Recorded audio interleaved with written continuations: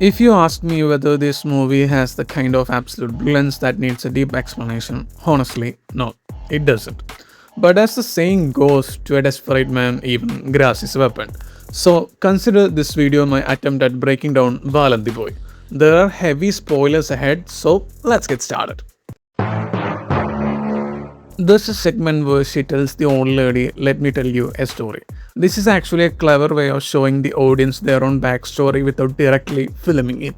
From what I understood, the character played by Farzana was previously in a relationship with a deeply toxic person.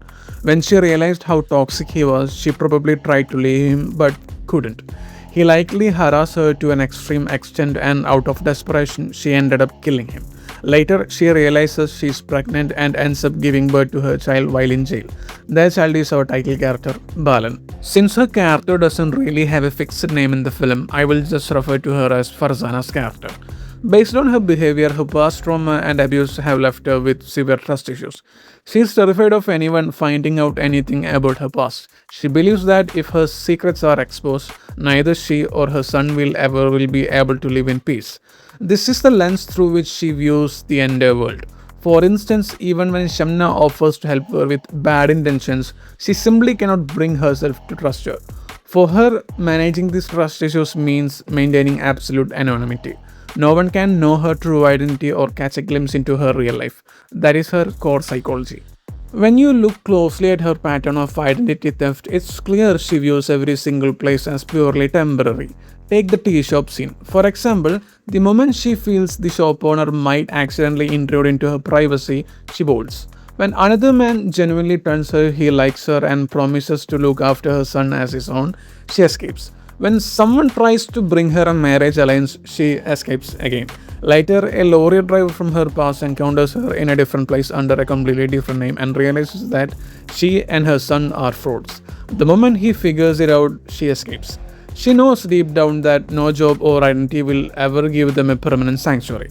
The second she senses danger to herself or her son, she vanishes. Speaking of fleeing, she absolutely refuses to stay anywhere near a police presence because she knows it spells immediate danger. When she sees her son talking to a police officer, she instantly pulls him away and runs. In the very next scene, she strictly warns him, no matter who comes and asks, never tell them anything about us. As he says in the climax, only we should know about ourselves. Even later, when she goes to get a copy of the deceased boy Vasudev's documents, she spots a crowd gathering and immediately flees, likely anticipating that the police are about to arrive. If I remember correctly, the person whose identity she stole was a home nurse. Using that nurse's identity, she enters the old lady's house. But here's a logical loophole that bothered me.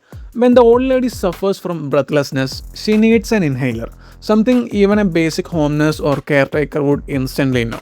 Yet, our lady asks this old lady what she should do. At that exact moment, wouldn't the old lady realize this woman is a fraud? It doesn't take a genius to figure that out. I think the old lady did realize it, but after hearing her tragic backstory, she felt this woman wasn't genuinely malicious.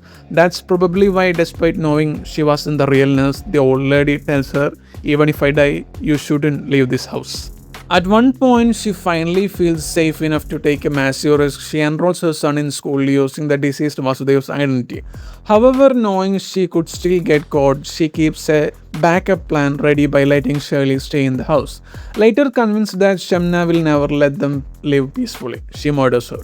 Once she confirms that the police will inevitably track the crime back to that house, she frames Shirley by leaving her in her place and makes a clean getaway.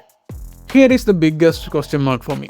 When a major crime like this happens, the media usually broadcast the suspect's photos everywhere, at least in the newspaper. If so, couldn't the staff at Balan School easily inform the police that the woman who came to enroll the boy was not the Shirley currently custody? Granted, maybe the school authorities were completely unaware of the murder case.